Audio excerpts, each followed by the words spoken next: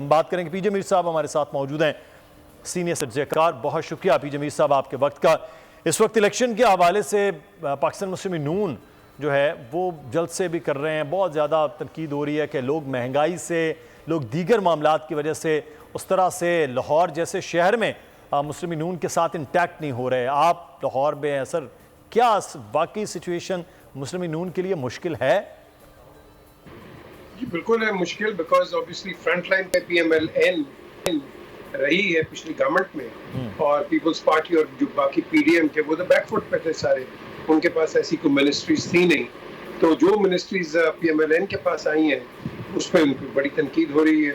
اور یہ جو ایک تو مجھے سمجھ نہیں ہے ان کو ضرورت کیا تھی، یہ پہلے اپنا ہوم ورک کیوں نہیں انہوں نے کیا. یہ جو شادرہ میں جو کیا ہے، I mean that was absolutely not PMLN. تو دیٹ مینس انہوں نے اپنا ہوم ورک نہیں کیا ہوا تھا.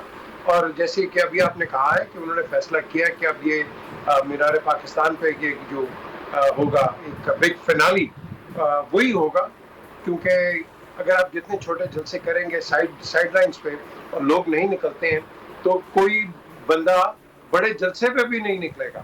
تو یہ back to the drawing board, یہ بیٹھیں گے اپنے آپ کو ان کے جو فالٹ لائنز ہیں ان کو ڈسکس کر کے، اور یہ پھر ایک عمل ایک لے کے آئیں گے کہ جس میں آئی تھنک یہ ایکسپیکٹ کریں گے کہ لوگ یہاں تو جب تک متصر 1 لاکھ آدمی نہیں آئے گا تو تب تک بات نہیں بنے گی. یہ میاں نواز شریف کا ایک ٹیسٹ ہوگا. سر آپ 1 لاکھ کہہ رہے ہیں، وہ تو کہہ رہے ہیں 10 لاکھ لوگ جو ہیں وہ میاں نواز شریف کے استقبال کے لیے آئیں گے.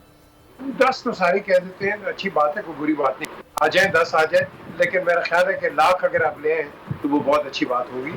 اور I think lakh is good enough. اب وہ ووٹ بینک سے بھی بڑے 10-15 20-25 لاکھ کے بھی ہیں، لیکن 1 لاکھ آپ کا ایک اچھا ایک ویژول امپیکٹ دے دے گا، پورا گراؤنڈ آپ کا بھر دے گا. تو I think let's wait and see کہ یہ لوگ کرتے کیا ہے، ان کا پلان کیا ہے. صحیح. سبسکرائب کریں اور بیل دبائیں تاکہ کوئی خبر رہ نہ جائے.